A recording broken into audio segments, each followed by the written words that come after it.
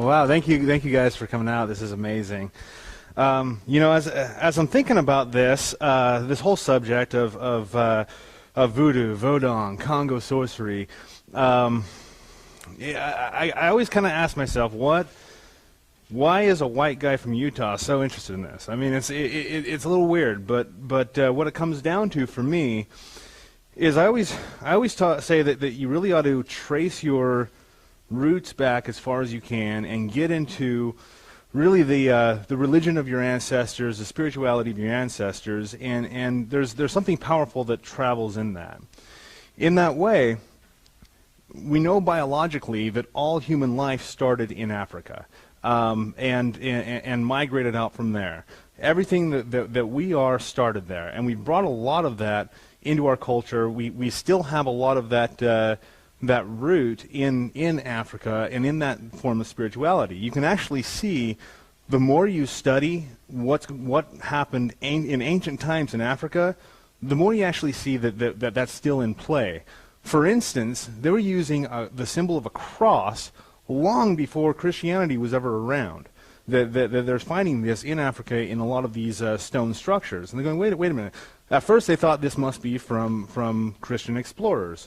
But when they actually started doing carbon dating, they found out, no, that it developed autonomously there. And we can see that in a lot of stuff, specifically in the practical rituals that you can do to actually affect this world with spirituality. And so I want to give you a little backstory and history of how this kind of spread around the world, really, specifically with voodoo and Vodou. Most of what we know about it comes from right here, which is the Republic of Benin, is what it's now called. It used to be called Dahomey, and it's one of those in Africa. A lot of the states and nations there actually changed quite a bit. So it's gone through several names, but it's right here in this square that you can see. Just a little tip of it, right on the border of the Congo, and the Zulu religion was pretty predominant there, and it really dealt with a good deal of worship of almost a pandeism, where a spirit of godhood that inhabits everything, and so they could see that with even the dirt itself being inhabited by God, that by doing these pretty simple rituals that you could actually invoke that and use that power in your daily life. We also know that a good deal, because interestingly, that's kind of where we've got the Congo, and it's kind of funneled into here as far as civilization went, as far as people actually gathering together and having a political structure in a major way. And that was taken advantage of massively, not only by Europeans who came there for slave trade, but also the rulers of that place, Dahomey, were selling out the people. They were actually making more profit off of the slave trade than the Europeans were. And so you look at that and you go, well, the real effect of that, though, is that they actually took the slaves and would take them just about everywhere. I'm really focused on Haiti for a few reasons. And I'll get into those, but that's one of the big places that a lot of slaves went was Haiti and South America, Central America, parts of Northern America. But where they went, we had what's called, and it's a diaspora, which basically means a scattering. That these tribes and these people from that specific part of Africa spread everywhere. And it created syncretism, which basically is that they would take their religion and just start merging it with the native religions. In Haiti, it started merging with French occultism and Catholicism pretty heavily, which is why we see that the saints are linked up with the Haitian or the original Congo gods and deities. And kind of called them different names and worshipped them and used them in different ways, basically to kind of fit in with that culture. And you know, it's put out there a lot that they did that to oppose or to kind of hide the religion inside of the religion that was acceptable at the time. I don't think that that's entirely the case, because we also see when we get into to North and South America that they actually didn't just merge with the predominant violent culture, which would be the European descent of Christianity, but also with the native polytheism. So with the native religion as well. You see that really strongly in a lot of the Brazilian forms. Quincamba and Santeria was from Cuba, and you see that they started really merging with the Native American beliefs and practices, and it's really something that's going to happen pretty naturally.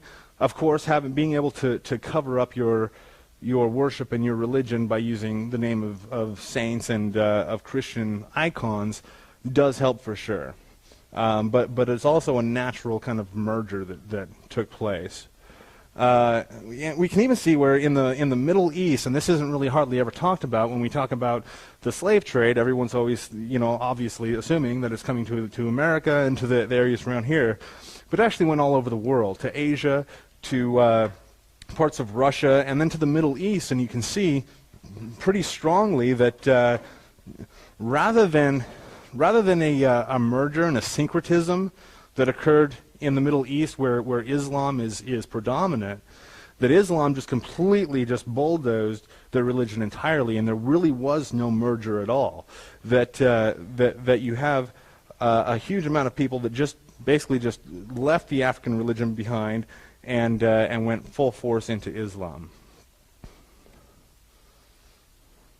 And where they would go, the religion with that syncretism would actually take on a lot of really kind of unique characteristics, and it basically started developing almost like hybrids of the Congo religion and the native religion, or whatever religion they were with, and it really took on different forms. We can see in the Vodou came from Haiti. That once again it was a merger between the African religion, the French occultism, and Catholicism. Candomblé is from Brazil. Quimbanda is from Brazil. And one thing about Brazil is it not only is it huge, but it's got a huge population as well. So geographically and with population, it's a pretty big place. And so depending on where they would go, you can see a lot of different forms of this diasporic practice all over Brazil. And they're pretty clearly defined against one another. If you go to a Santeria church or practice, you can see that it's pretty clearly different from Candomblé. And Santeria is largely Cuban. Now, with Voodoo, because that's the word people commonly know. When I'll say things about Vodou, they go, "Don't you mean voodoo?" Well, no, voodoo is strictly an American thing. It's really been in existence pretty short term in comparison to everything else, and it's really, not only is it a newer religion, so to speak, but it's also pretty washed out, kind of whitewashed. It doesn't retain a good amount of the original African religion to give you a good feel for what they were originally about. But yeah, and you can see with Jamaica, Cuba, basically you can highlight a map and you'll see just bright spots everywhere left and right as to where these religions popped up. And an interesting thing is that besides when they went with the Islamic religion completely wiping out the African religion and spirituality, besides that one example, we see that that the African religion and spirituality actually thrived pretty clearly, and it really has a strong root in the people who follow it, and just about everybody who steps onto the path of Vodou or any of these African-derived religions really feel like it resonates in a really deep way, in a really fundamental way that most religions just don't. And I think the reason for that is that your average religion today really preaches that there's a separation between your spirit and your body, and that you're going to have lusts of the flesh, and they will always contradict lusts of the spirit or desires of the spirit. The African religion doesn't have that at all. They're completely enmeshed. That sex, drug use, anything that would be considered in Christian society to be immoral was actually a celebrated part of their religion. That they really celebrated what it is to be human. Now the pantheon. And I was going to tell you why I focused really strictly on Haiti. It didn't have nearly as much of the Native American or the native tribe influence, so it was able to retain, I think, more of the original African feel and spirit to the religion, whereas a lot of them kind of, I think the syncretism was a little too much, and the merger was a little too strong. That it's really hard to look at it and see the African roots and see where those end and the Native American practices begin. And so that's why I focus on Vodou, which is the practice from Haiti. And so I want to go over the pantheon real quick, just kind of give you an idea of what they worship and how they kind of configure the hierarchy of their spiritual dimension. And it's really an interesting story because it's quite a bit different than just about anything else that's told out there in any other religion. That they have, and you can see a lot of the names in Vodou are Creole or French, and that's just illustrating the huge impact that actually French occultism had, because even though the Catholic religion was strong there was an even stronger French occultism. When people started getting word of what was going on in Haiti with these slaves and the rituals they were doing, French occultists just started coming over in ships as much as they could to learn from these so-called primitives how to do these spells and rituals. So they were onto something, and to this day that still is pretty much the case. When somebody wants to throw out a word to summarize doing any kind of spell work or any kind of spirituality, voodoo is probably thrown out there more than just about anything else. So they got Bon Dieu, which is good God, good spirit, and that's basically the creator. Now, the myth goes that the creator created the earth, put everything in it, put people on it, and in a way he was disgusted with what he had done. Because, this isn't the perfect product, this isn't exactly what I intended, and so he kind of just left the scene. And he's like, well, whatever happens with this is really out of my hands, and he backed off from it. But before he did that, he put into play basically emissaries that would watch over the earth. And he says, I don't want to have anything to do with this, but I am responsible. And so he put Loa in charge of everything. And Loa they're basically gods of very specific natural attributes. And so, for natural elements, for human emotions, that they had one of these deities pretty much for everything that you can imagine in existence. And they were basically given all of the power of God the Creator, and just basically said, do what you want. Live here, watch over everything, don't let it go to hell too much, but pretty much you've got my complete power. Now, it's separated here into a few different categories, and these categories came about only through the syncretism with Catholicism. That originally in Africa, it was just known that there were spirits. That there wasn't any real, these spirits are good or bad or more or less violent. It was just spirits, and you use them how you use them. But as the syncretism really set in, they started to kind of adopt some of the dualistic mindset that Catholics were really, that they were picking up in that syncretism. Now, the Rada Loa are what you'd call, I guess, the more benevolent of the Loa. That they're the spirits that are going to be more helpful, more guiding, and related kind of to the right-hand path and the good side of things. The Pedro Loa are the more violent, and you can you can still work with them. You don't necessarily need to be a black magician or an evil person to work with Pedro Loa, but they exist more for doing things than just for guiding. They exist for more aggressive acts and they do rule over that black magic aspect. To be clear, though, if you're working as a hungan or a sorcerer priest in Haiti, you're going to use both. Nobody who really knows what they're doing only uses, I'm only going to do good spells. It's realized that nature and humans are both good and evil, and we encompass just about everything, and so they're going to use whatever's called for. And we have the Geres, which the Geres are the dead.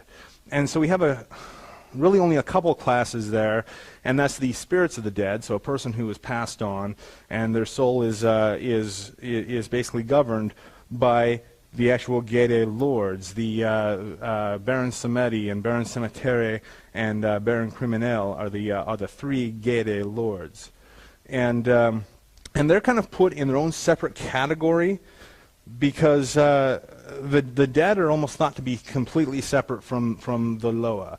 That once they've passed over, they're not really fully in the realm of the living and in the realm that the Loa govern. But they are under the governance of the Gede lords.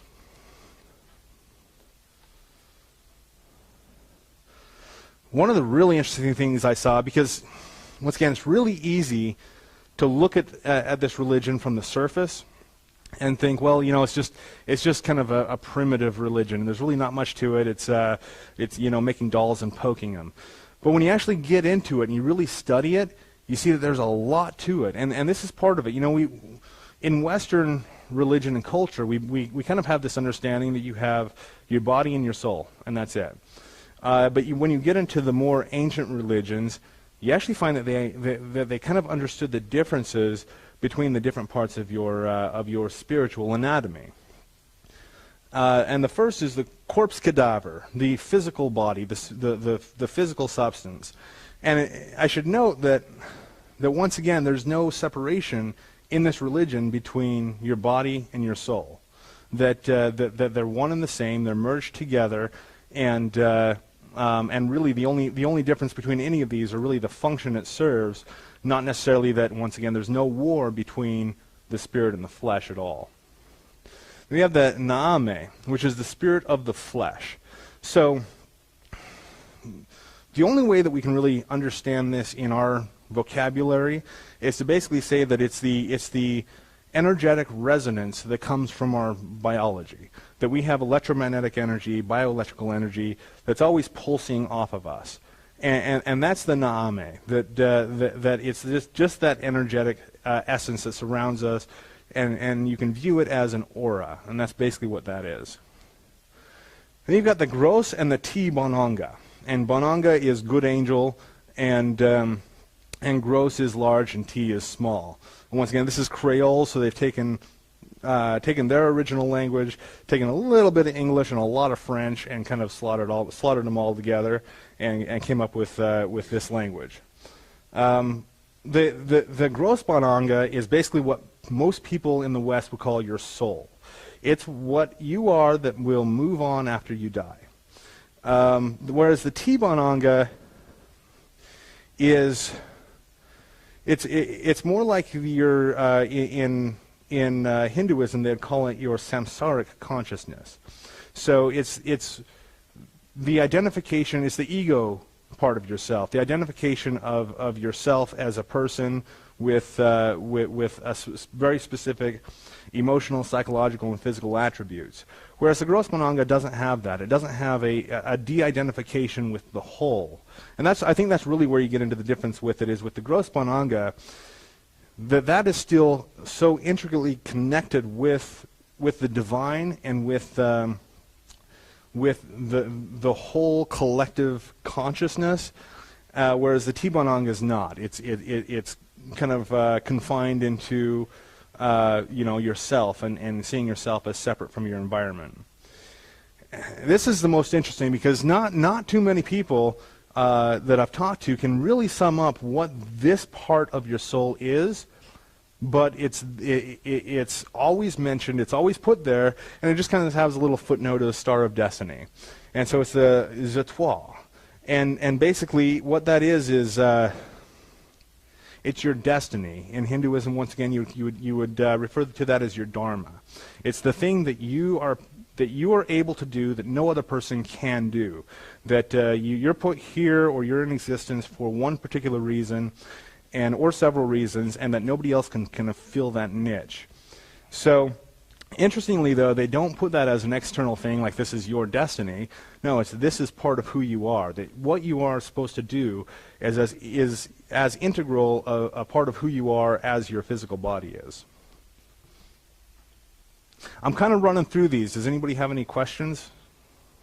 Okay. And now we've got to kind of touch on how they view the spiritual universe. And once again, we've got a really pretty dualistic view of it, where we've got the world of matter and the world of spirit. And they kind of have something similar, but they see a definite overlap. That we've got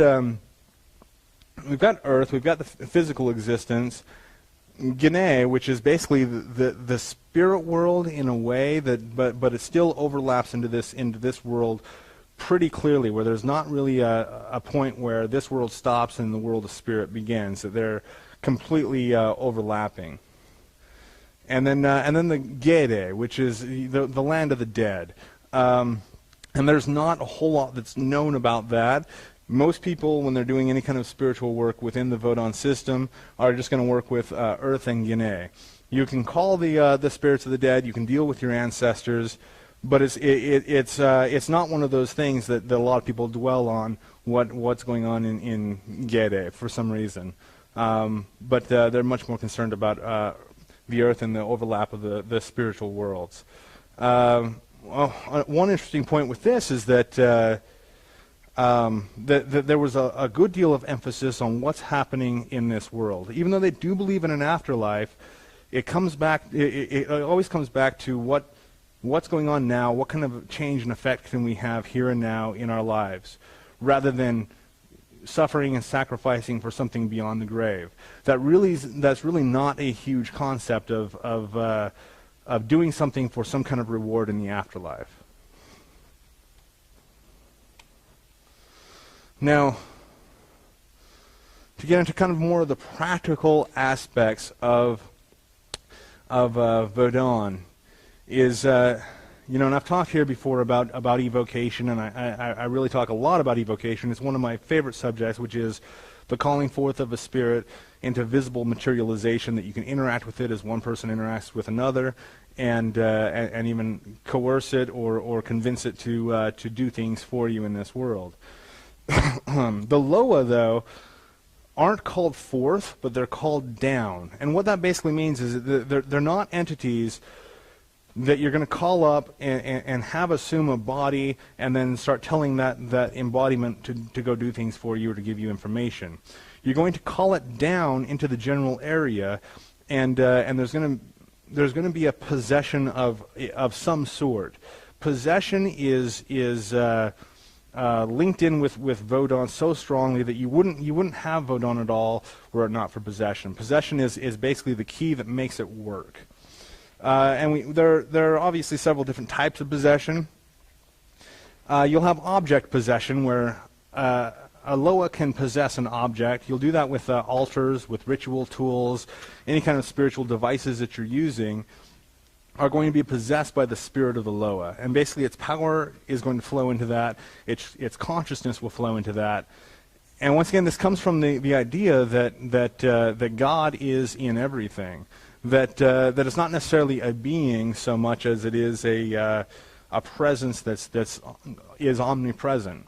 And so being able to have a conversation with a tree before you cut it down and make an altar out of it is not an odd concept to people who are immersed in Vodou, because the trees can talk because they have consciousness, and so you would take that and that's initial possession, and then you increase that possession by actually calling a Loa down into it. It'll inhabit that, not only its energy but its consciousness as well.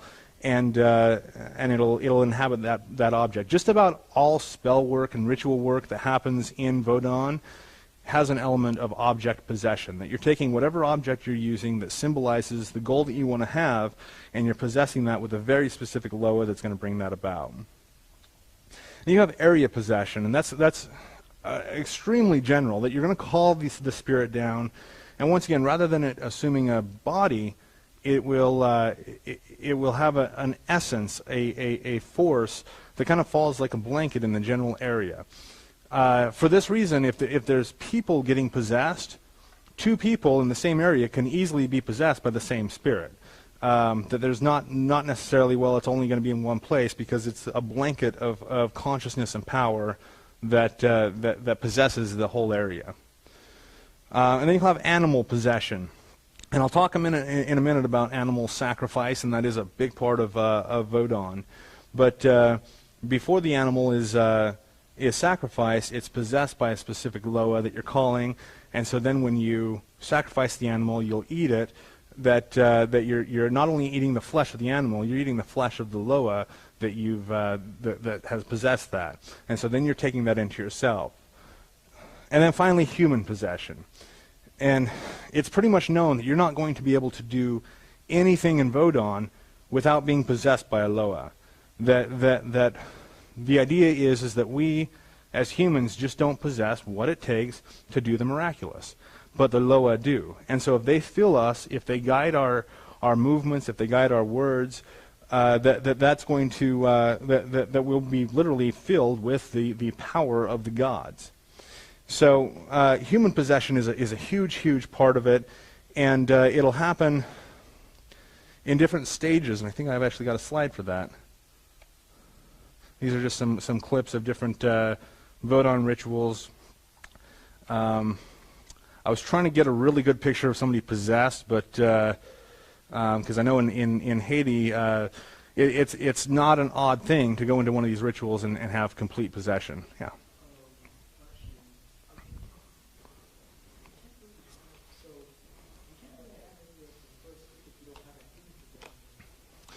Right, and that's a amazing point, because really you can't have any of these without all of them being present.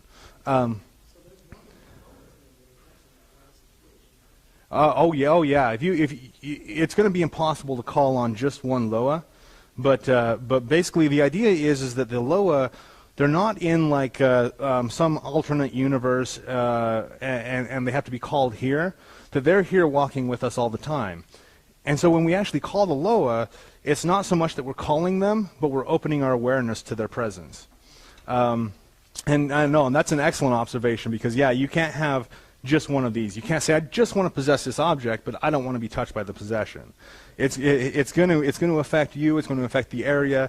If there are animals there, it's going to affect them for sure. And animals actually react pretty intensely to the presence of any kind of spirit, and but yeah, you know, you'll definitely have all of those in play at the same time. Now there are stages of possession as well, and these are outlined from the work of Father Dr. Malachi Martin. And he was a leading exorcist in the Catholic order of exorcists, and why I'm relying on the Catholic frame of mind for this is really for two reasons. They've studied possession more than just about any other group out there. The people in Vodou have been doing this for longer than you know, civilizations even existed, but not really have made a scientific analysis of the whole thing, whereas the Catholics definitely have. And you know, Father Malachi Martin was a leading exorcist and an advisor to the most, not the most recent Pope, because he's out now, but the one before him, John Paul. The first stage of possession is infestation, and basically what that means, and that's basically the area possession that I was talking about. It's just the spirit inhabiting the area. And infestation will even go as far as poltergeist activity, footsteps that you hear that aren't there, all the kind of creepy stuff that people associate with the presence of spirits. Oppression. And this is this is a matter of escalation. So it's not like you're going to have one of these or they'll appear. It will always escalate in this way. You'll have obsession or oppression, and that is dualistic because either you become obsessed with the spirit and its presence intensifies, or you try to back away from it, and then you find extreme oppression. And this is where people who are dealing with situations of possession are at war with themselves. They have these internal impulses or even erratic behaviors and thoughts that are in complete contradiction to their normal state. And that's basically just that they're fighting it. They're not allowing the possession, and so it kind of takes on a more violent form. I do want to say, though, that as far as Father Malachi Martin's concerned, as far as I'm concerned, and just about everybody who has really looked into the subject of possession is concerned, you can't just walk down the street and get possessed. You can't just be living life, not doing anything in the occult and get possessed. It always has to be invited and willed in some way. And so, well, you'd wonder, why does the oppression come into play then if you've willed it, if it's something that you've taken on and that you want to engage in? Well, there's obviously the fact that, especially if you haven't ever been possessed before, it's a scary experience. And so you jump into it, and then you start going, wait a minute, maybe I made a mistake, especially if you have a lot of religious influences telling you that that's wrong, or that for some reason you shouldn't be feeling those things, doing those things, etc. And then we have mounting and riding, and I kind of lump those together because it's hard to tell. Yeah. I was just going to ask you quick. You said that you had to kind of invite it, but so say someone was doing it, like they didn't really know what they were doing, they were just kind of experimenting. You said there was like the three kind of stages, or just groups. Yeah. There's like the good, the bad, and then just the dead. Right. But if you're doing it, like say you're just doing it for the first time, is there any way that you could mix those up, or like accidentally do one or the other, not really knowing it, and kind of regret that? Yeah, for sure. I mean, this is one of those things where there are doors that you can open, and once they're open, stuff comes through those doors, and at that point it gets kind of hard to control, which is why whenever you're doing anything, especially with the intensity of Haitian Vodou, you want to make sure that there's somebody there that has a bit of experience that specifically in exorcism, and that's one of the huge guidelines that I got from my mentor in Vodou, was that you never go into a possession without an exorcist on hand ready to go, because you can definitely call up something, you can use the wrong symbol, you can call the wrong name, you can somehow put yourself in alliance with something that you really didn't want there. Well, can they invite themselves even though you didn't invite them? Kind of thing? Like if you were trying to do like more of like just kind of more just chill kind of thing, like the good, like the better ones, all of a sudden they just kind of flood in. You could. For the most part, in Haitian Vodou, you're going to begin every ritual by calling on Legba, and he's basically the father of the entire thing, and so he's the most powerful, the oldest, and the wisest of the Loa. So you start by calling him, and he makes sure that everything goes according to the way it should. If you leave that out, yeah, you're opening yourself up for things, and once again, if you're playing with it and you don't really know what you're doing, it's real easy to get off base. I started studying this long before. I met Dr. DePrince, who trained me in Haitian Vodou and initiated me, and I had been playing with it before I met him for about a year, and I would call this, and I'd go, okay, well, I want to call on this guy and this guy together because I like them both, and so I do that. And it just so turns out that those two spirits are worst enemies. And so I actually experienced some pretty intense situations where people in my family started dying really, really fast. In quick succession, within a year, had 6 people that were really close to me just die of odd circumstances. And so I finally meet with Dr. DePrince, and I go, hey, while I got you here, what do you think about this? And he goes, I'm surprised you're not dead, because you're calling on a lot of these things in the wrong order, and in the wrong context. So there's really a context that does have to be taken into consideration, or you can risk being possessed or having extremely negative reactions. One thing about this that I've found, and just about everybody who really gets into this finds, is that it's real and it works. And a lot of people can chalk that up to that there's a diabolical element in there, or that it is the power and the ritual of the original gods of this planet, or whatever. But for whatever reason, it works. And so when you start playing with it, you do have to know that it's a fire, and it is able to burn you for sure. But you do have riding or mounting and riding, which when you're in the process of trying to get possessed, or once you're possessed, you're called a horse. That you are no longer yourself acting of your own volition, that you are being ridden by the Loa, and the Loa is just like a horse. It's getting to where it wants to go. It's doing what it wants to do through your body. And so the mounting stage will usually take on a pretty violent form of seizures and convulsions and such, where basically the Loa is trying to get control of your body, trying to wrestle it, just like if you jump on a wild horse. There's going to be a period of quite a bit of violence to try to get it there.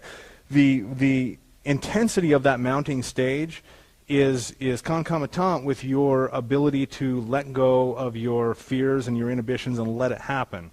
And as soon as you do, and when people look at possession, they mainly think about that one stage of mounting, of the violent and the a lot of times you'll see self-violence where people are lashing at themselves and whatever.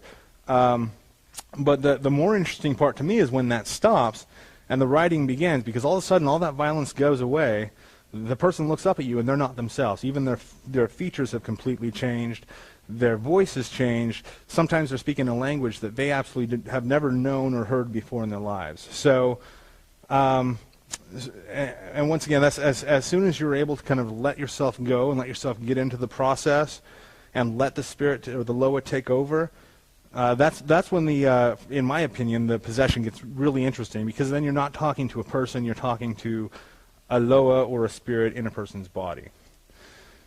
And then finally you have grounding, which there are a lot of different ways you can ground, but basically once the possession's over, once you've learned what you had to learn or celebrated what you're celebrating, that it's time for the spirit to leave, with the Loa to leave, and there are a lot of different rituals you can do for grounding. Most commonly is to have an exorcism. That you have and when I say exorcism, obviously that does go back to the whole Catholic idea of this battle with the spirit. In Vodou, it's not so much a battle at all. It's more or less thanking the spirit for coming and letting it leave. And then the grounding could last up to 3 days after that, as far as relaxing, getting back into being who you are or were before the possession. And then 6, and this is possibly because it's not something that is always going to happen, but you have what's called perfect possession, which is at some point you can make the decision whether or not you want to come back to being who you were before. That you can go into an alignment with the Loa that possesses you and say, I want you to live in my body and live through me for the rest of my life. And so in that way, you get to be, you're basically co-inhabiting the same body as the Loa is in. And so it's a balance between between having control of yourself and giving up control of yourself, and letting this other being live through you and teach through you. And that's a big part of why you would do that, is the amount that you're able to learn and experience is far beyond what you would be able to if it's just yourself. And this is known, I mean, in Vodou pretty clearly, that there's a point, and I'm going to talk about that in a minute, that you'll actually make that decision or decide not to make that decision, but it's pretty routine. In the Catholic idea of exorcism and possession, that's the sign of somebody who is basically given themselves over to the devil 100%. That they have signed a pact or whatever to completely become perfectly possessed. And obviously in Catholicism, then you're damned to hell and all that other stuff. In Vodou, you're just enlightened much more than you'll be able to be for the rest of your life. So it's a really interesting kind of difference in the cultural values of possession. But possession is a huge part of the most ancient religions. That every religion that came before Islam, Judaism, and Christianity practiced that as a staple. Now, so how do you call the spirits down, or the loa? The first part is through their veves. Oh, yes. Question. So these loa, they really want a body in a way. So they're like kind of almost waiting for us to invite them in so they can come in and go to them. Not necessarily. The way that it works, they're perfectly happy to take over a body, and some are really enthusiastic for it because that lets them do things that as a spirit you can't do, which you drink, have sex, do these crazy things that we love to do in our everyday lives, and so that gives them the chance to do that. But yeah. Something you said earlier, just because they possess a certain body does not mean that they can't be doing what they generally do. That's just a part of them. He did say earlier that they can possess one body at a time. Yeah, definitely. It's going to be part of them possessing you. They're still going to be able to do what they normally do. Yeah. So, yeah, I guess my idea was like, what is it in what's in for the loa? Like why they continue to come and possess bodies? Like what did the loa get out of that situation that benefits them? If they do it? A good deal. Yeah, a good deal of why the Loa do a lot of what they do is because they weren't only given guardianship over this planet, but over specifically the human race, and as such, they see themselves as being teachers, and it's one of those things where if you've got a kid that's just absolutely not learning what you want it to learn, you can grab its hands and be like, no, here's how you swing the bat, and the Loa are kind of at that, where they're like, you just keep messing this up, boom, they'll snap in and be able to they'll actually take control of your body to the point where like, no, these are the motions that you need to make, these are the words that you need to say, here's the state that you need to get into. And so that's kind of like their aggressive teaching style is through possession. And so yeah, that's really what they get out of it, is to fulfill their purpose as teachers and guides. But there are also other specific Loa. What's that?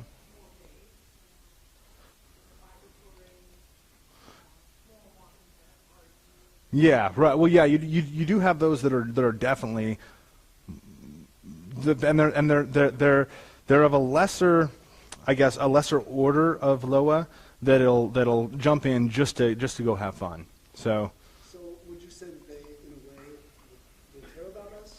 Do they want to teach us, or most of them do immensely care for the people they teach. Yeah, yeah, very, very much so. But then you do have the idea that when everybody's born, like that Zatois, the Star of Destiny, that we all have a Loa that is specific to us, and in the Christian idea that would be like a holy guardian angel, and that Loa will follow us and guide us.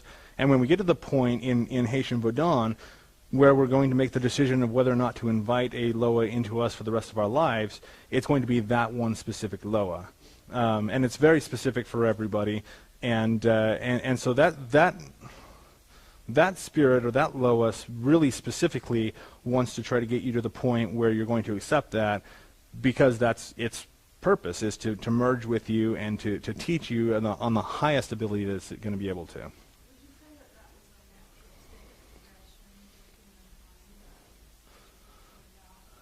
That, I mean, to become the Loa, or to become possessed by the Loa permanently?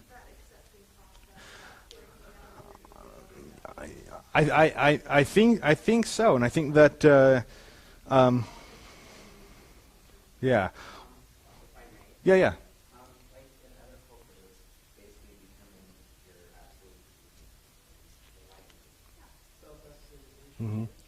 And you've got that in, once again, before Christianity, Islam, and Judaism came on the scene massively. All religions were basically centered around shamanism. And that's the shamanic practice, is to drop ego, drop your self-identity, and let the spirit, whether that's one spirit or just the spirit in general, come into you and flow through you. As well as with a lot of Christian religions as well, to not act out of ego, but to act out of what the spirit flows through you. And it's similar vocabulary, just kind of a different viewpoint. Yeah. So yeah. But the way you're going to call down Loa is through first their veve. That they all have very specific signs and symbols that are attributed to each spirit or Loa. This was actually borrowed, the whole idea of a veve was actually borrowed from that French occultism. That's not something that existed in Africa. Or if it did, it played an extremely minor role. There were more songs and intonations and dances that were associated with each Loa that would bring that possession on. And basically, the French occultists, the European occultists, have found that this can be a really quick way to get the same effect. That rather than getting into this elaborate ceremony and dance, that you could draw this veve and visually and with your other senses activate it, and that will call the Loa down just as effectively. But that's not originally from Africa. That was brought over from the French. And there's another image of that, and this is how elaborate these can get. You can see the chairs there, so you have an idea of the scale. But this is a whole operation of actually various veve that are laid out there, and a good deal of it is you're going to start out by drawing it, and just simply drawing the veve. You'll usually use flour or cornmeal, gets you into the state of resonance with that specific Loa. And then you go over it with different songs. You'll use rum that you'll sprinkle around the veves, and you'll notice, just like you pointed out, that it's possessing both the area and yourself at the same time.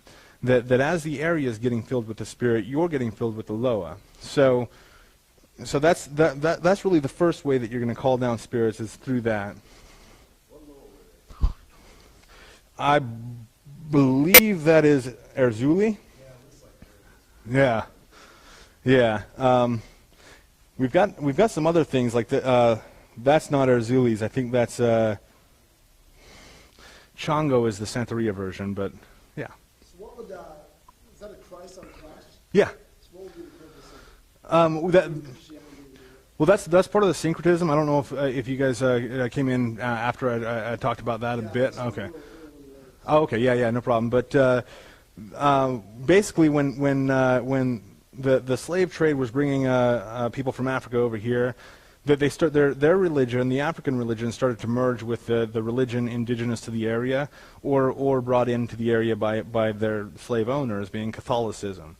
And so they started noticing that, and you'll see this with just about every religion, that there are attributes that are basically the same that are being put in different languages. So they're like, oh, St. Peter is just like Legba. So we can worship Legba by calling it St. Peter. And then nobody, tries to kill us for doing so. So.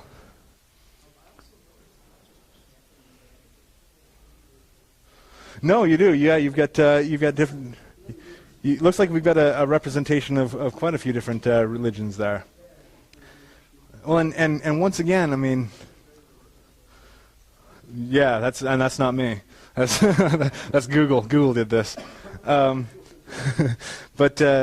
once again, where the entire biological beginnings of the human race came from Africa, it's not surprising that we see that this perfectly. That syncretism's not so hard to do. That there's so many similarities because they all came from a common root, and so yeah, you can easily, and I'll look at this as I was studying Vodou. Well, not only is it so identical with Catholicism, but also with Hinduism. Oh my God, Islam is really close to it too, and you can find just about everything. and make a matchup with it, which is interesting because you can't necessarily do that with Hinduism and Christianity put together. You can do that really easily if you have a kind of that missing link, which I think is from Africa. Yeah. I think because the same reason why rum. I always ask that. I don't. Yeah, I don't care for rum. I would use Courvoisier any day before rum. But the issue with that is they're using the materials that they had at hand, and cornmeal. Not so much flour, but cornmeal is something they had on hand pretty abundantly, as well as rum. I mean, Haiti is still a pretty big rum import or export hub. So yeah, it's basically that they had it on hand and that you can use it to shape the different symbols that you want to shape it into. Yeah. I mean, you could. Yeah, exactly. Yeah, you could draw these lines in cocaine and have the same effect. So, but. Right, yeah, exactly. That would bring all the Loa out. But yeah, you can use basically any substance. It's not that cornmeal or flour are especially sacred. However, there is the idea that there's a matrix of consciousness, and once that matrix of consciousness is imbued with a certain idea for long enough, it solidifies. So in that way, rum was used because it was available. It got used so much that now the Loa prefer it. That you call them up and they're like, "What are you doing with whiskey here? I want rum." So it is something that gets basically embedded into that group consciousness, or it becomes basically a meme.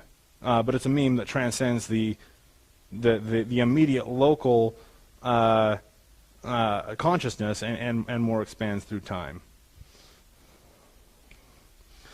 Now, I said earlier, and you can't see a good deal of this, it's a little blurry, and that's probably a good thing. Animal sacrifice is an integral part of Haitian Vodou, of the African Zulu religions, and really of a good deal of religions. That you notice that they all start or have animal sacrifice and blood sacrifice as an integral part of their faith. I mean, we even see that with the sacrament, the blood and flesh of Christ. Same idea, only it's a much more literal because that hasn't been taken out of play there, really, as much as it has in our civilized religions. But once again, it's not necessarily just about that you're killing an animal, and there's going to be a huge difference between a religious animal sacrifice and some deranged kid killing a cat in the woods. Two completely different ideas with the approach of it, and also with what's done. The animals in sacrifice in an actual religious setting are always eaten by the group. They are possessed by the Loa that's going to be worked with, so you're actually eating the flesh of the animal, and in the process eating the spirit of the Loa. And the animal is going to feed usually the entire congregation that's there. And aside from animal sacrifice, there are a lot of offerings that are going to be made to the Loa. Like I said, rum is one of them, where you'll sprinkle rum around the veves and on the altars, and you'll also leave food items there.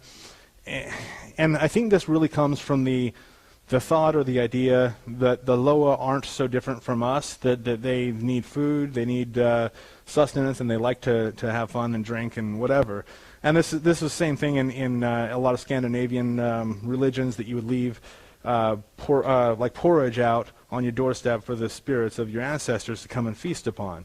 And it's like, well, I think we know that they're not really eating the food, but there's something symbolic there that we're giving of our resources for them. And it's just like any sacrifice that we're giving something that we could easily use ourselves, but we're offering it to them. And usually to the point where, if you've got food on the altar, you're not going to eat it for the most part. It's going to decay there. And in a culture like Haiti has always been in, extremely impoverished, letting food sit out and rot isn't something you're going to do lightly. I want to get into the specifics of how to actually do these rituals, so you guys can go home and get possessed as soon as you want to.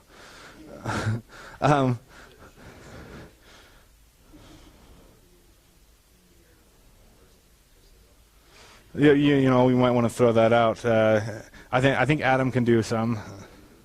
Casey, I don't think would be too bad at it.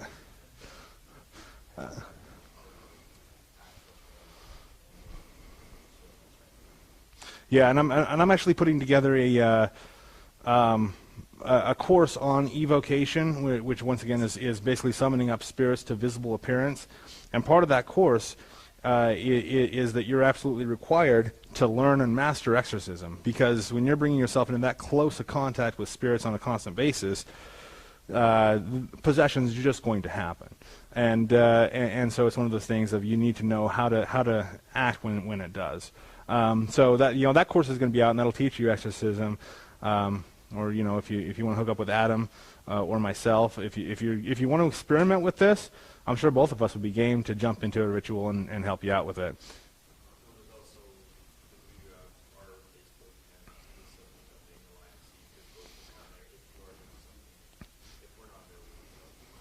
Yeah, that's true. That's yeah. So if you're in this area, then you can easily go check that out. The Southern Utah Pagan Alliance is great because it's not like it's not a group that's like, oh, we're only going to practice this type of magic or believe this certain thing, but it's just a collection of people that have come together and say, hey, let's share our experiences. So it's a good resource.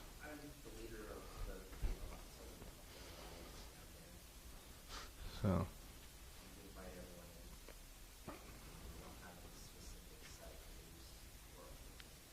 Yeah, excellent. So you can get with Adam if you want to start kind of experimenting or experiencing any of this, and myself, and we'll definitely want to proceed with safety. Like I said, the big thing with this is that it works, and it can work and be an excellent thing for you, or it can work and really destroy a lot of your life. That's one of the things that's interesting that I've seen is that when people start playing with the occult, they'll start doing candle magic or whatever, and it's all fun until it starts working, and then they run for the hills because they weren't really expecting that. But it does work, and that's a startling thing to some people, and to other people that's what they're going for. So yeah. But I want to get into the specifics of how to do the different rites, and so this is the Rada rite, which once again the Rada are going to be the more beneficial of the spirits of the Loa. And so the first thing you're going to do is you're going to draw veves, and you'll have often multiple veves, and you're always going to start out with legbas. So you're going to draw legbas veve, and then you're going to draw whatever other veves that you're going to have. You're always going to start with legba though, and then a sacrifice to legba. And in simple rituals, that sacrifice will just be the sprinkling of rum.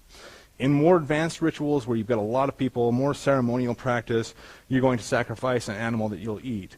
This has gotten to be a really big matter of contention in the United States where until recently animal sacrifice was prohibited by law. It's now been upheld by the Supreme Court.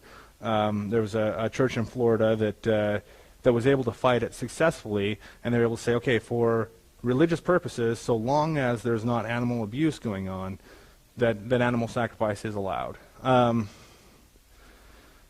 I don't remember that actual case, but it's pretty easy to look up because it's the only time that anybody's successfully challenged that. And what's that? That was in 95 or 90. So yeah, pretty recent. But yeah, so you're going to make a sacrifice to Legba, whether that's an animal sacrifice or just a sacrifice of rum, sacrifice of different incenses or other offerings that you're going to make, and then libations. So basically, you're taking the rum or the usually it's going to be rum, whatever the alcoholic substance that you're using that the spirit is possessing. You're going to take that, and everyone's basically going to pass that around and partake of that. Oh, okay. All right. But what you're doing is, once again, since the spirit of the Loa dwells within that substance, when you take it into your body, you're taking the spirit of that Loa into your body. Yeah.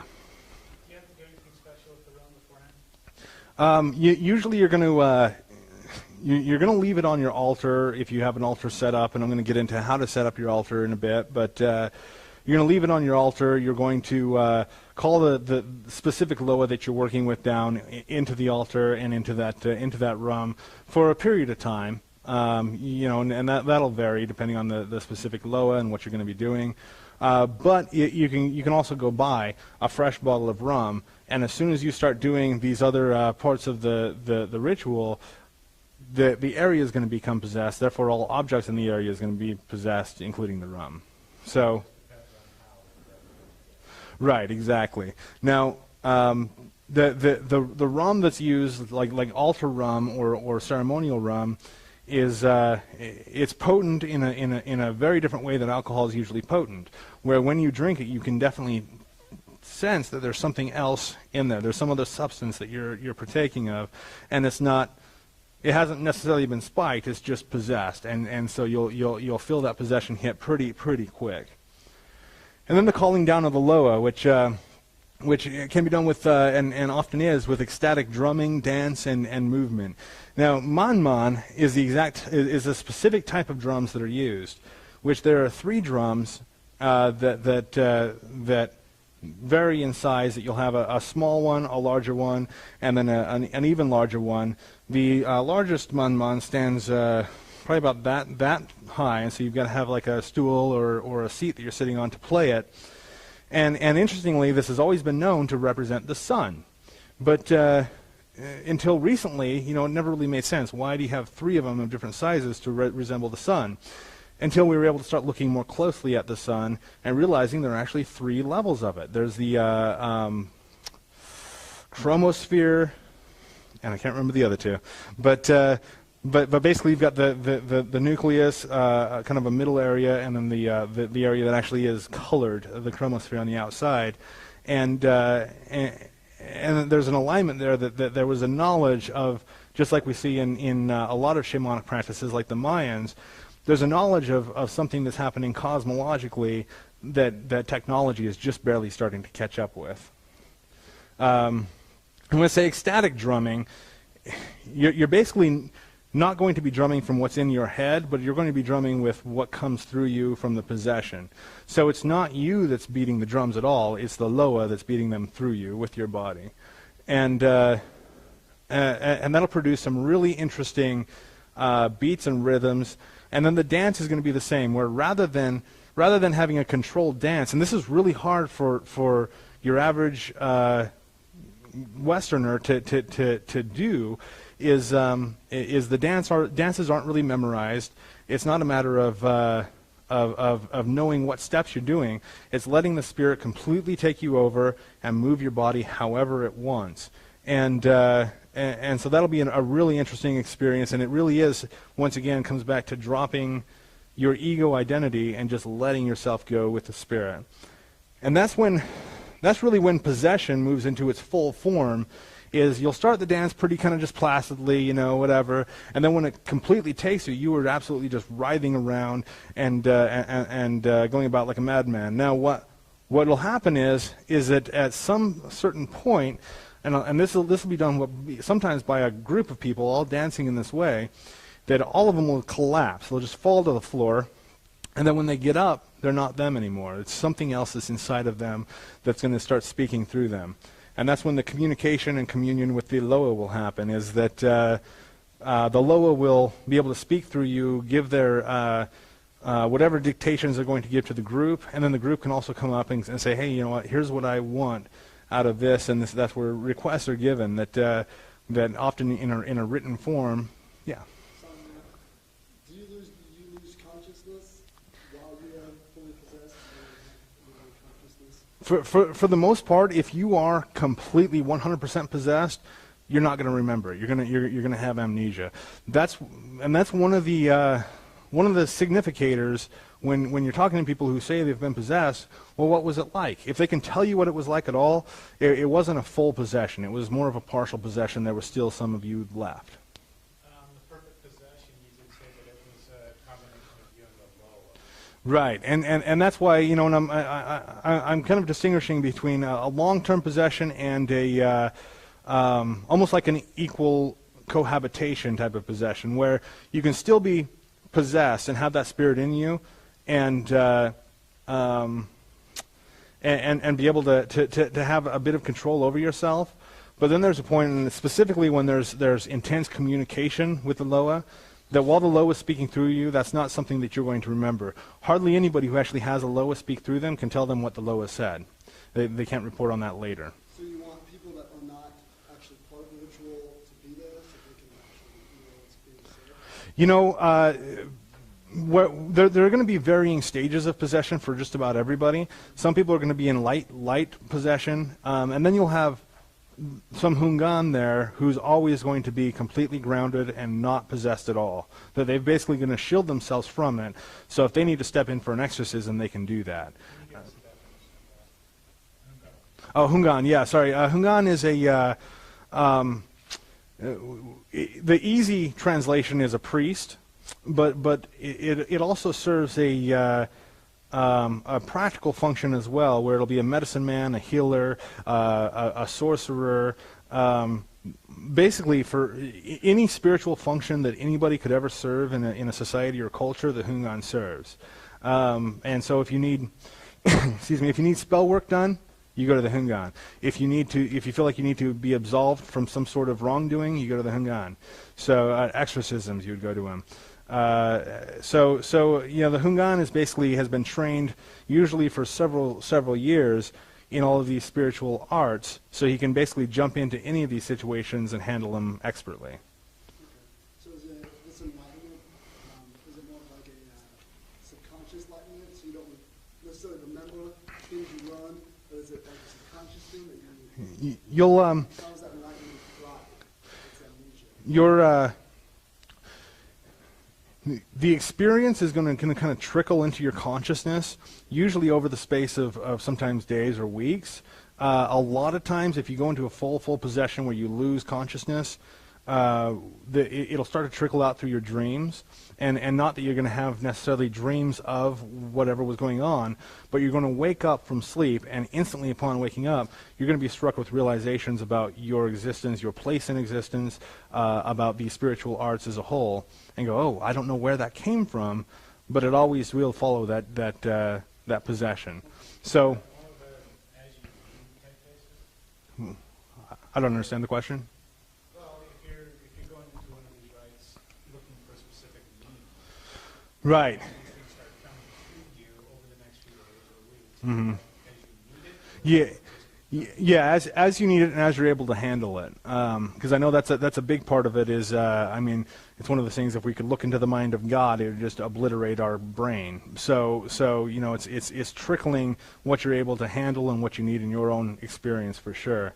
And mind you, also where if you've got the cohabitation with the spirit, you're able to basically say, okay, I give you, permission to use my arms to show me these movements that I'm going to do with my arms and hands, and then you can actually witness your arms doing these movements. Okay, I give you permission to use my mouth, and then you start speaking, but you still have the cognitive faculties to even make notes of what's going on. So, with full possession, with 100%, where you're wiped out and the Loa is speaking through you, obviously you're not going to have the ability to do that. But that's usually going to be in a group setting, anyways.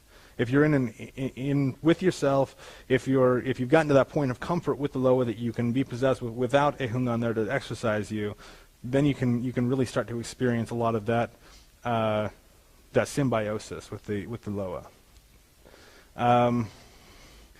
Now, it's almost always going to end, if you have a large ritual where there has been blood sacrifice, with a celebration and a feast. So basically, all of this goes on. You basically get to the point where you've given the Loa whatever request. The Loa is communicated with the group, and then it turns into a huge celebration, a feasting on the sacrifice. And usually the animal will be sacrificed at the beginning of the ritual. But and then there's a group of people in large celebrations that are going to take that animal, go start preparing it while everything else is going on. So by the time you get to this point, dinner's ready. So in Haiti, where you've got these elaborate celebrations, it's pretty systematic. So yeah, and you've got exorcism and grounding, and whether you're doing this with a small group or with a large group, you're always going to do that, where everybody that's involved in it is going to go through an exorcism and grounding stage, where the Hungans who are keeping themselves separate from the possession are able to go around and start bringing everybody back down to their normal states of consciousness. Anything on the Rada rite before I move on? And now the Petro rite. Yeah.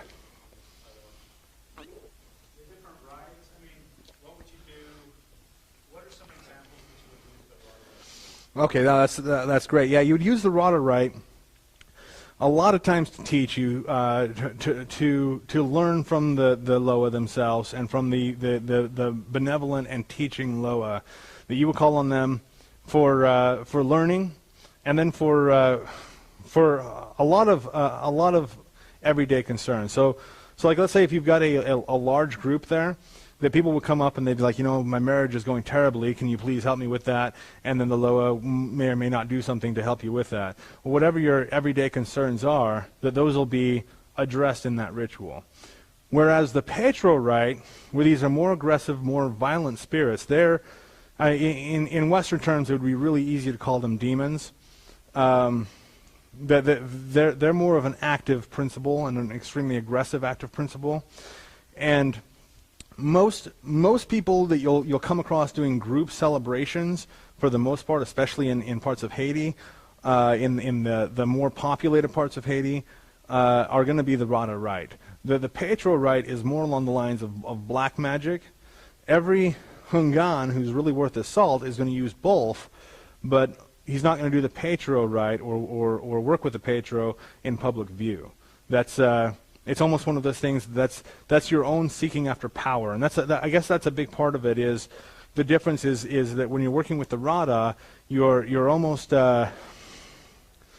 forfeiting your own control over things to the Loa, whereas in the Petro rite, you're almost doing the opposite, where you're saying you have all this power and I want it. And so it's almost an opposite type of thing. And I actually see the value in both and the detriment in both. Obviously, being completely power hungry will end in being completely destructive. But we also notice in a lot of these places, there's such a degree of poverty, and the living, the quality of life is so low. And I think a good part of that is because there's too much reliance on that. It's a sense of fatalism that, well, it's up to the Loa whether I succeed or fail. It's up to the Loa whether my marriage goes well, whether my crops grow, and all of this. And so they basically just completely give away all of their ability to govern their own lives. So there is a detriment to that as well, obviously. Does that answer that? Excellent. So then we've got the Petro rite, which once again is going to be performed in secret. It is considered to be the opening of the back doors. So you've got the front doors that the regular Loa are going to use. You've got the and that's kind of a mysterious saying, the opening the back doors. But there are a lot of rituals that just aren't done in public in Haiti and also in the Congo that when you're doing it in these secret rituals, that it actually opens up quite a bit of power to you. Rather than calling on Legba, often you'll begin by calling on Metcalfu, which is almost thought to be the opposite entity of Legba. That if Legba is the good, benevolent, wise old teacher, Kalfu's a power-mad, blind god. You could almost see it like that, where it's he is the epitome of untempered power. And now you'll still have sacrifice, but rather than sacrificing, a lot of times you'll sacrifice in a Rada ritual. The same thing's a goat, black or any kind of hen in the Rada rite. And there's the inclusion of a pig, and that's not really done a whole lot in the Rada version of Vodou. The pigs are basically not part of that, and I'm not sure exactly where that started or how that came about, but we noticed that with a lot What's that? And that's what, you notice that with a lot of older religions that the pig is just kind of an untouchable meat. But they also will use with their drums, rather than making them out of cowhide, they'll make them out of pig hide, and that kind of gives it more of a sinister quality in their view. And then they'll also get into human sacrifice in the Petro Rite. And it's one of those things that's not really talked about, but it's known about. And if you go into Haiti looking for people to do this Petro Rite with, or looking for the Petro Bokors that'll help you with that, Bokor would be basically like a black magician, you're probably going to be their next sacrifice. It's a really extraordinarily secret thing, but human sacrifice can be a part of it. Same thing with the ecstatic dance and movements. That doesn't really change a whole lot, besides the fact that you're going to see these dances are a bit more violent, and often they do lead to orgy and to basically a complete overwhelming of the individuals by the essence that they're calling in. You'll have mass possession, where in the Rada Rite, usually you're going to have one person who assumes the majority of the possession, and then whatever the major loa that's going to be called will speak through that person to the crowd. In the Petro Rite, you'll have more mass possessions where there's not one leader, and I mean, isn't that the case for what we think of when we think of power gone absolutely wild? Is that it's like in anarchy, who's going to lead an anarchist movement? It's basically, this is spiritual anarchy. And so everybody is going to become massively possessed. Often in these rituals, there won't be a hungan that makes sure that it's going safe. That everybody's going to just dive in and get lost in the power and the ecstasy of the entire thing. There's also an emphasis on the demonstration of powers. That when people start getting possessed, they'll start doing things that humans just can't do. One example is if you're possessed by, for the life of me, I can't remember his name. Basically, the Loa who basically is Martian and rules over kind of the warrior type of personality. Yeah, thank you. Is that you? Thank you. But they'll take swords, heat them in the fires, and then stab themselves through and pull it out, and be just fine. They'll do these things that defy physics and biology entirely. Cutting off of limbs. If they're different ones will report levitation and that sort of thing. Obviously, this is extremely hard to document, but these are the stories that are definitely told about what happens in a Rada Rite. Was that? Okay. Petro, thank you. Sorry, thank you. And like I said, it can and does sometimes lead to a possible full-on sexual orgy. Exorcism may or may not come into play. Once again, it may just be one of those things that it goes until nobody's bodies can handle it anymore, and sometimes these will go for several days. And then until everybody just passes out, sleeps in the ritual area, and wakes up and kind of goes, what the hell just happened? So yeah, any questions on the Petro Rite? Well, you said that they stab themselves and chop limbs off, so they just once the sleeping comes, they'll wake up without an arm. Well, sometimes, yeah, sometimes they will. I mean, and also, yeah, exactly. Like, dude, where's my hand? Yeah. So, yeah, and that can be the case. I mean, some of these that if I were to watch a video of some of the things that I remember from Petro Rites, I mean, it's pretty intense. It's just the memories that come in flashes, and you're going, God, did that really happen?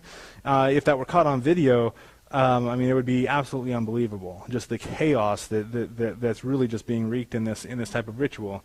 But yeah, people will wake up with limbs missing, and what happened there? Yeah, wow. But that would actually be, if that happened in one of these rituals, that would be a social or a cultural sign of your power and closeness with the specifically the Petro Loa. And so if you've got an eye or a hand missing and it's kind of known culturally that that's where it happened, people just don't mess with you because you're pretty badass to cut off your own hand while possessed. So, yeah. Any other questions on the Petro rite? What kind of like place would this happen? Because obviously this is kind of a crazy situation. So you wouldn't just do this in someone's like basement or something. Like you probably want to do this in the woods. Casey has a nice backyard area. In Haiti, this will happen out in the forest areas, and it's one of those things that if you wander into, I mean, that sucks to be you. Haiti is a great place for this kind of stuff, and same thing with where it comes to different rituals where you're going to be digging up corpses and that sort of thing. I mean, human sacrifice. The entire government of Haiti is controlled by the Vodou cults. I mean, I know that for a fact, and I know that a lot of the issues that have gone on in Haiti has to do with the revolving of these cults. And so Haiti, if you're doing this kind of things, if police happen upon a human sacrifice, they're not even going to bother trying to try you for murder because they know that something bigger is going on in there. Whereas St. George, Utah is probably not going to be so much the case. So yeah, this is something, and this performed in secret, in very, very, very much in secret. I mean, you can go out into the desert here and do some pretty crazy rituals, and if people wander upon it, they're like, "Oh, you're a nutcase," and that's fine. But anything of this magnitude, you're going to call the wrath of the entire police force of the state down on you. So yeah. So this is something that you're going to do in extreme secrecy, and it happens in such secrecy that a lot of times most people who live in places like Port-au-Prince, the big port cities in Haiti, deny that these kinds of rituals even happen. But they do, and I mean they do happen. It's just nobody ever sees them happen, and those who do don't really ever talk about it. Now, just like in most religions, there are different stages of initiation. Vodou is obviously no different, and in fact is pretty intense with their stages of initiation. A lot of times these will follow rites of passage as well, and signifies different abilities that you're able to have as far as what you're able to do societally and culturally. If you just barely get into the current, you can't start doing spell work or ritual work for people or doing exorcisms. You just don't have that under your belt. And so these are really intertwined with the cultural rites of passage as well. That entering the current, and it's called a current just as moving water. That water has always been a massive symbol for the spiritual. You've got baptism that shows that.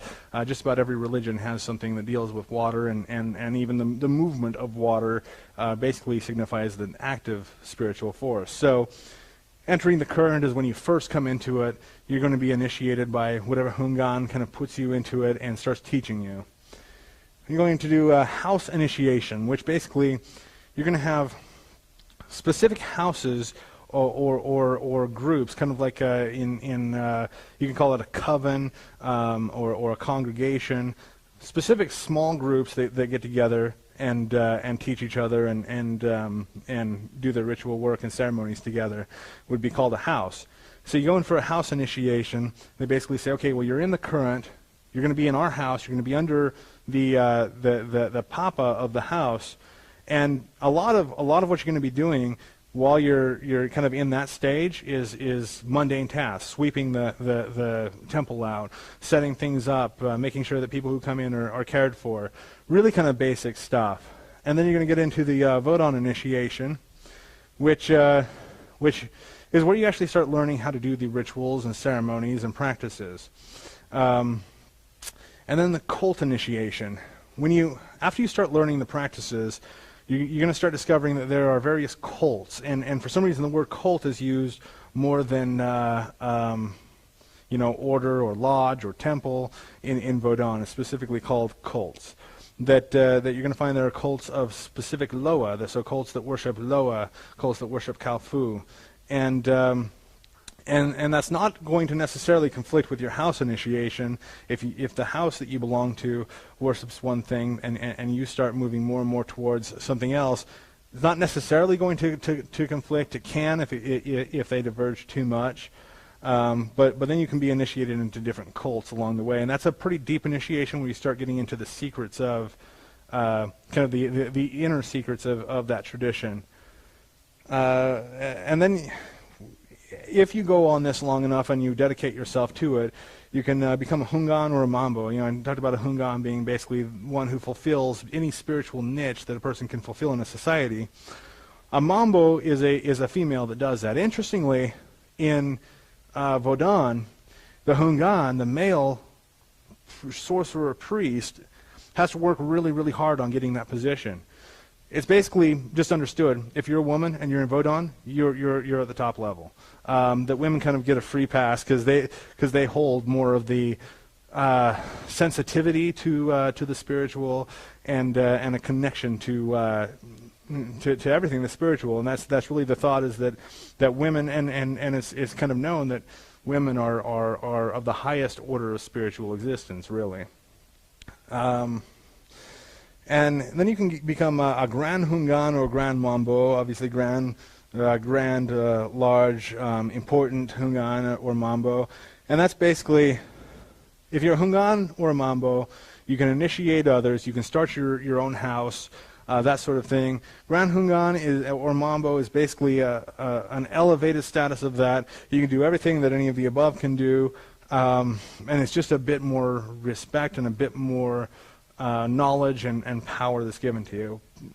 Now, you can also become a King Hungan or a Queen Mambo, and you can only get that after you're 50 years old, and you have to go through extremely specific things. You have to travel to the motherland of Dahomey, back to Africa, to the Congo. You have to learn how to completely master the Loa. So rather than just calling them and letting them speak through you, you learn how to actually command them. And so that's like the highest elevation of that a human can ever reach, is to become a King Hungan or a Queen Mambo. The woman who came over, and I'll talk about her in just a bit, to Louisiana and set this up as voodoo. She basically took this whole religion and started calling it voodoo, and just basically used some of the spells and kind of the trinkets of it without really taking the essence of the religion. Called herself a voodoo queen, and she was not. And anybody who is from Haiti is very clear that she is not a Vodou queen. Now, one of the important things, and you'll get, this is lava tête, washing of the head. That you'll usually do this around the time of the house initiation and the Vodou initiation. That this is like a, I guess you could compare it to a baptism, where you're opening your, you're actually using water, using the washing of the physical washing of the head, to open up the head to receive either information or possession. That it's the spirit that I compared earlier to being your holy guardian angel is actually called a met tet, which is master of the head. And if you let me back up a bit here. Yeah. Do people need a quick break? Do you guys want to take a break? I'm kind of going a bit long. All right, let's take a break for, what do you say, 5 minutes? All right.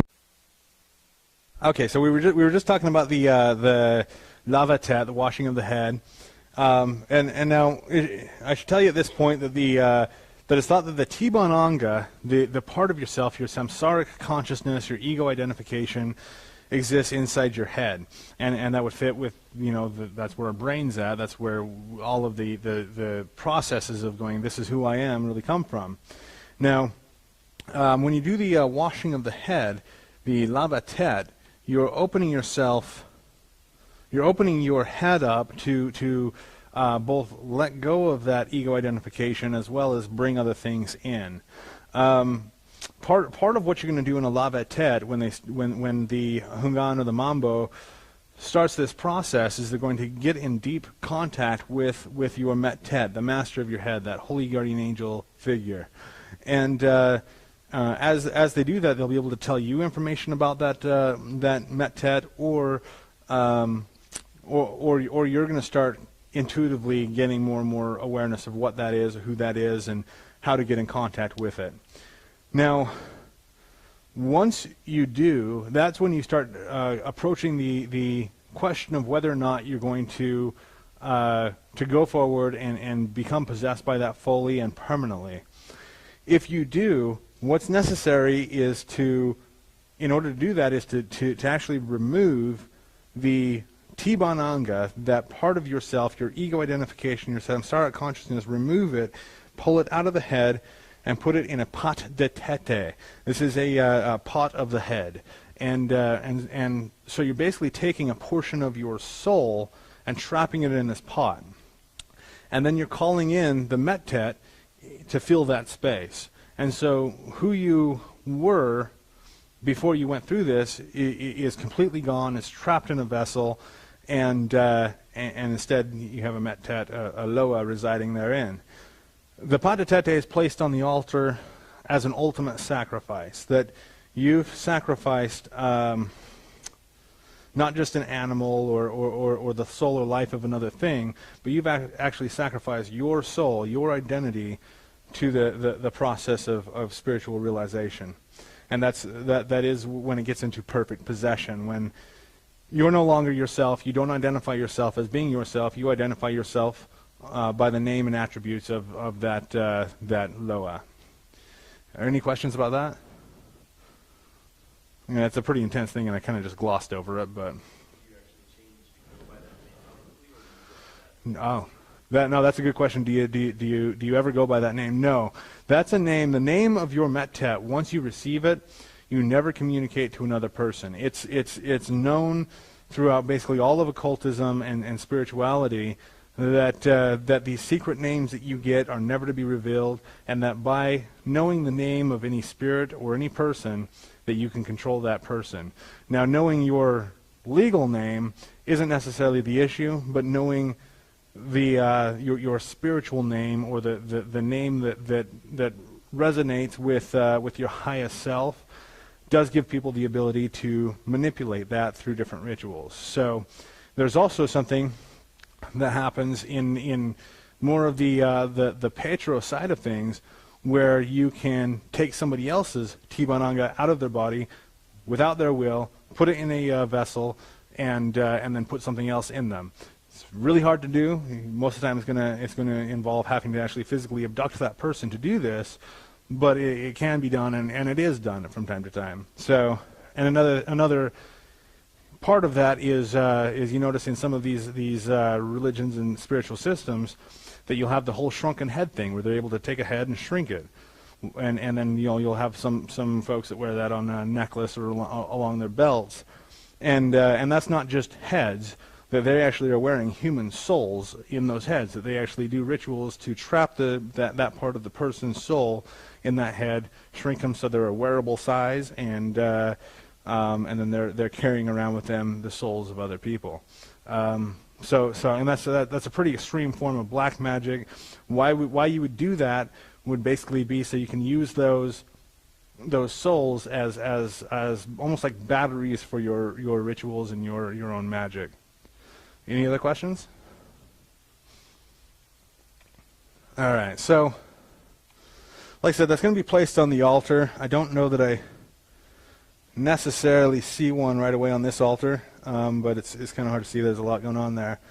But as you get more in tune with the Loa, as they speak more to you, and specifically with your Mettet, your altar is going to start to evolve, where it'll start out with just a table with a cloth over it, and then you're going to start going, well, it really needs some rum there because I use rum a lot. And your Loa is going to say, I really like to have, to be associated with this saint, and so you'll put pictures of that saint on there. They'll give you different sigils, veves. They'll basically just start guiding you in developing an altar. And what the altar really represents, not only does it represent the spiritual universe as a whole, but it also represents yourself. Once you've had that perfect possession of your met tet, that this is going to represent the merger between yourself and the met tet. And in my personal altar, Vodou altar that I use, I actually have a mirror hung there that while I'm sitting at the altar, I can see myself, and that's a perfect reflection of the Loa that inhabits me, since my own ritual of lava tet and pot de tete. So the altar is you're never going to find two altars that look alike if they're actually authentic. Any questions on the altar? And the altar once again is going to be usually made out of wood. It's obviously known that wood is a living material, and therefore it has a spirit in it. And then when you set it up, you're going to possess that altar with the spirit or the Loa that you're going to start working with. This altar is specifically geared towards the Gedes. You can tell that by the black and the purple are the colors of the Gedes of death. And then up here we've got a pretty clear Veve of Samedi, the Lord of the Dead. And there's a chair set up here with a hat and some it looks like some black clothing that's commonly worn by people who are possessed by Baron Samedi. That they'll get possessed, they'll want to wear that, they'll smoke cigars, and there's a lot of really specific behaviors and characteristics that people who are possessed by various Loa show, and that's pretty demonstrable as you look at that. Any questions on the altar? Now, I mentioned earlier about Vodou cults, and immediately the word cult turns a lot of people off because we think of the doomsday cults and such. But cults can in Haiti can basically be considered to be like temples or lodges, very specifically oriented groups that work with very specific Loa and very specific rituals. One is the cult of the sun, or the cult of Libra is what it's more often called. So that's usually the first cult that most people are going to come in contact with and be initiated into, because Legba is the initiator into all of the secrets, and so on your own quest you're going to be initiated into that usually. You have the cult of the spider, cult of the green butterfly, coffin walkers, and those are some pretty common cults in Haiti. Cult of the spider and green butterfly, I can't say a whole lot about. Cult of the coffin walkers, basically they're a Gede cult that part of their rituals do involve walking across coffins that hold human bodies, and that's basically just walking into the realm of death while at the same time not falling into death itself. If the Brotherhood of the Goat is another. And there's basically for every major Loa, there's going to be a cult out there, and then for Loa that nobody's ever heard of, there'll be a cult out there. And you can never go if you go into Haiti. Once again, if you go there and you start asking, how can I find the coffin walkers? You're not going to last very long in Haiti. That these cults are extremely secret, and they're not going to. You can't contact them. If you're ready for them, they contact you, and I've seen that be the case more often than not. That for all of this, once you've kind of put yourself into alignment with all of this, wherever you're wanting or needing to go, appears in your life pretty strangely. That it'll come up, it'll show up. That you'll have somebody actually give you a phone call and say, "Hey, you've never heard from me before, but I have an invitation to extend to you." Or that you'll casually run into somebody who's a member of one of these cults and will invite you in. You can also be invited into these cults by the Loa that are worshipped in them. That Legba can come to you and say, "Are you ready to be initiated into the cult of the sun?" You undergo that initiation. When anybody else in that cult sees you, comes across you, they can know that the Loa that they're in communication with will basically let them know that you're a brother. And they're not mutually exclusive, meaning that if I join the cult of the sun, that doesn't mean that I can't join any of these others. That they all really kind of work together pretty well. However, there gets to be a bit of a power play, and we can see a lot of things that happen in Haiti, in the Dominican Republic, and in Africa, that we'll see wars, we'll see tribal issues, that those are physical representations of these wars, these power struggles that are going on between the various cults. And you can actually, if you know enough about them, you can actually signify and go, oh, okay, the cult of the Coffin Walkers is actually in control at this point. And you'll see that rotation. Any questions on cults? Now, this is the part of Vodou, voodoo, that most people readily associate with it, which are Grigri, Mojo, and Conjure, which basically are the rituals and the spells to actually affect change in the world. Once again, all of this occurs through possession, that the items that you're using become possessed by the Loa that are associated with those items and associated with the task that you're trying to achieve. Really, there's not much difference between Grigri and Mojo. They come from different cultures. I think Mojo is more along the lines of Jamaican, whereas Grigri is Haitian. But Mojo's heard a lot more and used a lot more than Grigri is. If you're in Haiti, Grigri is the appropriate name for it, though. You'll get a little bag together, a little satchel, or you can get a piece of parchment or skin, and put different items in it. You're going to use minerals, plants, bones, organs, and written commands. So if I wanted to do a ritual to control somebody's thoughts or to make somebody behave in a certain way, I would get usually probably a purple or a black bag and put a small photograph of that person in that bag, written on the photograph exactly what change I want to have made. Then I would get certain minerals. Lapis lazuli would be a great one to have for a ritual like that. Different plants. Damiana would be good for that. Black cohosh would be good for that. And bones of different animals. Usually bird bones will be used quite a bit. Vertebrae, finger bones are pretty potent. Different organs from animals. So you'll take small organs. You'll take things like liver, kidneys, heart, tongue, eyeballs, sometimes eyelids. If you're going to use human parts, eyelids are thought to be pretty potent. And you're going to possess these usually one at a time. So you're going to take one specific element and say, okay, this is going to be possessed by this Loa to have this effect. And then you're going to take another, this is going to be possessed by this Loa to have this effect. Obviously, you need to research this quite a bit to make sure you're not throwing adversarial Loa into the same bag together. But then once you have it all put together, put it in the bag, you put that on your altar, and then you're going to possess the whole thing with one Loa that's going to usually preside over the entire operation. So in order to do something like this, and this is why it takes so much time, dedication, and discipline to get to the point of being a hungan, because you absolutely have to know what you're doing with what Loa. You have to be able to communicate with the Loa beforehand through divination to say, is this even going to be good? Are you guys going to get along enough to make this happen and whatever? Now, puppet magic is what most people know as being voodoo dolls. That it's a figure of a person that's stuffed with different elements. It's never going to be just cotton. It'll be different herbs that are put in there.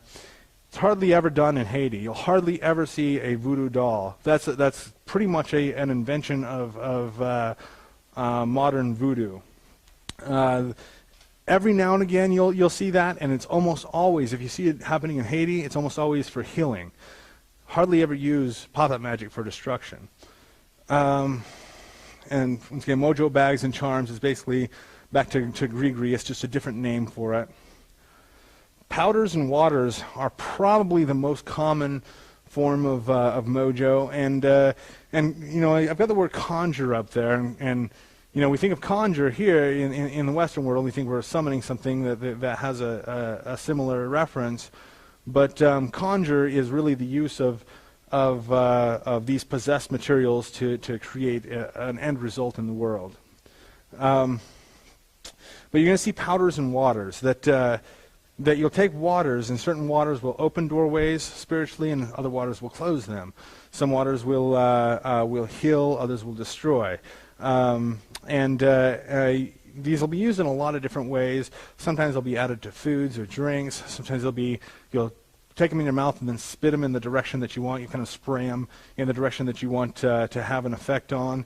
If your enemy lives in that direction, you're going to spray it in that general direction, and the spiritual mist will continue in that direction even after the liquid falls. Powders are more for direct contact. This is what's called infectious magic, that you possess the powder with the quality that you want your victim or your target to take on. One example of this is expedition powder, where you get grave dust from the grave of a parricide, somebody who's killed their parents, and or a convicted murderer of any sort really will do. Get their dirt off of the grave, like you have to go down to the point where you're actually scraping it off of their coffin, and you get a skull of a stillborn child, and smash that into a powder. There are a few more elements in there. It's all in the Spider and the Green Butterfly, and then you do this ritual of possession, where you possess this with basically thousands of spirits of the dead. And so they're residing in that powder. And then you take that powder with gloves on, because you never want to touch your skin so it doesn't infect you, and blow that in your enemy's face. And that's been known to have extremely fast infectious qualities, where people will die within usually 24 or 48 hours of that. There's also something similar that happens in Haiti and in Africa, where you can get a stick and possess it by a specific loa, point that stick at somebody, say certain words, and they drop dead within usually a day or two. And it's thought that that could be part of the meme of that culture, that they're so ingrained with the fear of that that's what kills them. But it's also been known to affect people who come from the Western world into that culture as well, that they do something to offend, and then they've got a tumor that grows into the size of grapefruit within a day. And so that's definitely been known and documented. So there is something that's going on with these infectious powders. And once again, it all comes back to the materials being possessed, that it's not just a sympathetic reaction.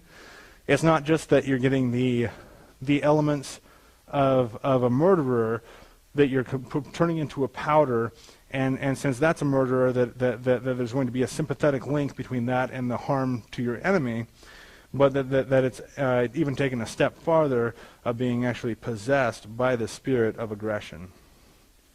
Any questions on that?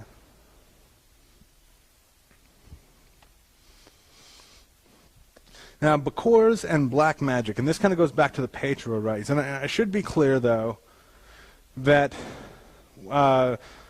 if you're working with the Patro Loa, that does not necessarily make you a black magician. That a Grand Hungan is going to, what they say, work with both hands. That you're going to do good and evil, not necessarily equally, but as is necessary. That you just approach the situations as they need to be approached. Bakors, it would basically be the name for a sorcerer or a priest of a darker alignment, and so a Bakor is mainly going to be chasing after power to the extent that it's destructive to himself and other people, and that's kind of the admonition that's given in just about every religion is, power's fine and dandy, but as soon as you start desiring too much of it, it'll collapse in on you. And that's true, and that's known in Vodou as well. But it's accessing the back doors to power. It's doing things that aren't commonly done. It's the human sacrifice, the ritual orgy, and then calling things out of order, where you're not going to be calling legba, you're not going to be putting the necessary implements into effect for safety, you're just kind of rushing headlong into it. It's accessing the back doors to power. Metcalfu is kind of the lord of the whole operations of black magic and the Bakur's kind of path to spirituality. Now, one important thing is that as a Hungan, you're going to serve the community quite a bit. Now, usually it is for a that you are going to charge for your services. Even in Haiti, where it's absolutely poor, it's going to be like, well, for this I'm going to need 1 chicken or whatever the unit of payment might be. But there's always going to be a method of payment that you can never ever actually do anything for free, mainly because as you do anything for free for other people, they don't appreciate it. As soon as you say, well, you have to give me this, then they're required to give a sacrifice for that service, and then they actually recognize the value of it. But regardless, you're still serving your community in that function. Now, with a Bakur, you're serving yourself. There is no community. The community is not going to come to you, and you're not going to open yourselves up to them. Once again, human sacrifice is a part of this, and a lot of people say no, and that's one of the big contentions I have with a lot of people who teach different things about Vodou and Voodoo have contention with me about, is that they deny that human sacrifice exists at all in any form. It does indeed in Haiti, and one easy way to find out is to go to Haiti and start talking about it, and you'll see how quickly you're nominated to be a human sacrifice. And it's not extremely documentable, but you'll have sure proof. Any questions on any of that? Now, kind of as I think this is the final thought is how this all relates to voodoo, hoodoo, and root work, because that's kind of a catchphrase. Voodoo is that people go, oh, I recognize that. I don't know what this Haitian Vodou is. I don't know what this Congo Zulu religion is, but I sure as hell know what voodoo is. And Marie Laveau came to New Orleans from, I think her father came from Haiti, and he was a Hungan of some sort, or in some way was familiar with the Vodou religion, and taught her some of that. What she basically picked up on was the gree-gree, the mojo, the spell work. Left out the religion, left out how you communicate with these spirits, but just stuck with here's the simple operations that you can do magic with. Now she married Jacques Paris in 1819, and that's really where she started expanding herself into a public figure of modern voodoo. And really she started to make the whole subject presentable to Westerners. To go, well, okay, I know you guys don't really know much about all this, so she made it as simple as she could and made it much, much more Westernized. Even going as far as rather than Vodou or Vodon and using these words, voodoo. That's an easy word to say. That's something that sticks in people's minds. I think she was really good at marketing and really made a pretty good niche for herself with that. But there's it does focus all around the magical practices. Now, voodoo itself is a religion. It's just so far divorced from the original African concept that it's not even recognizable as a descendant of that. It is an extremely westernized, modernized version of that religion. And we can see the religions, obviously, with the syncretism that I've kind of pointed out throughout this lecture, that happens, that you have the evolution of religion over time.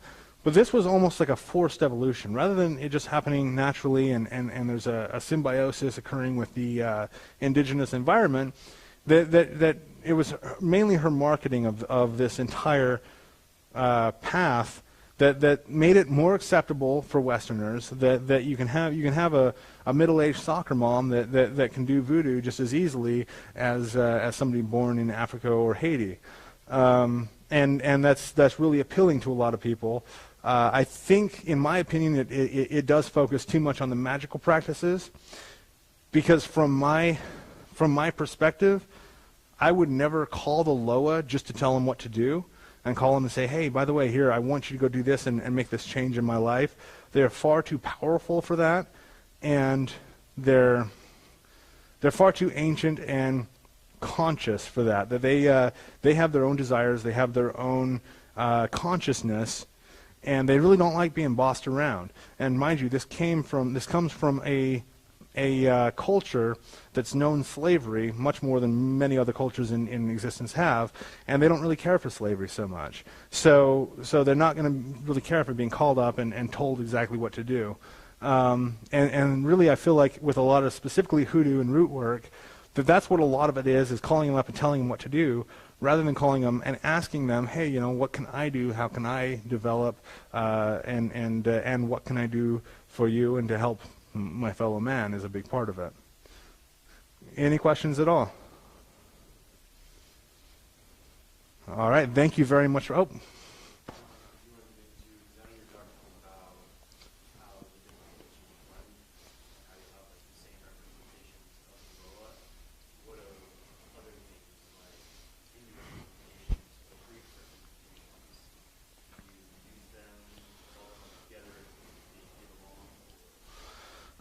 You mean to mix systems entirely? Mix systems, but like in a syncretic type of way? sort of, Yeah. Wouldn't Loas still be the same, just being called on by different names? You know, it's a really, really good question, because I think that takes the conversation away from these Loa as being entities that exist like on another plane to being fields of consciousness with which we can interact. And the difference really is that like you look at Eshu, which is in Santeria would be, and I think Candombo, a few other systems, Eshu would be similar to Legba. And it's basically the same original African deity, just kind of syncretized differently in the different cultures that they were in. You can call on them, and you'll be ending up with the same field of consciousness that relates to that, or the field of energy that relates to that.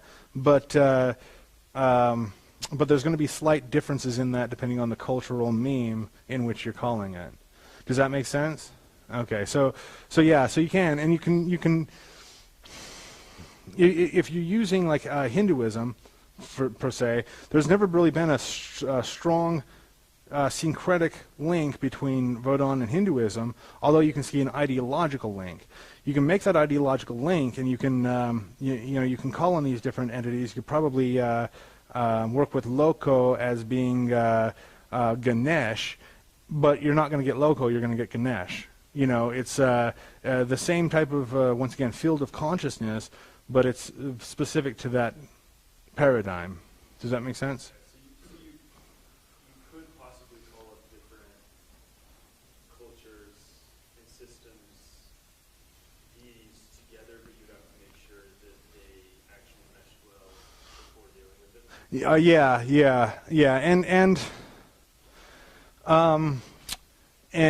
And the paradigm and the way in which you would call Ganesh would be different from the way you would call Loco. Even though they have a lot of similarities, you wouldn't want to do a veve and do ram and dancing in the exact same way, and the drumming in the exact same way as you would with Ganesh. Yeah, I mean, you could experiment with that, and I'd love to hear what you get out of that. But that's not; those aren't experiments that I've ever done. But it is an interesting thought, because they are the same field of consciousness. So, any other questions? Well, thank you all for coming here. I appreciate you being here and engaging in this for sure. Thank you.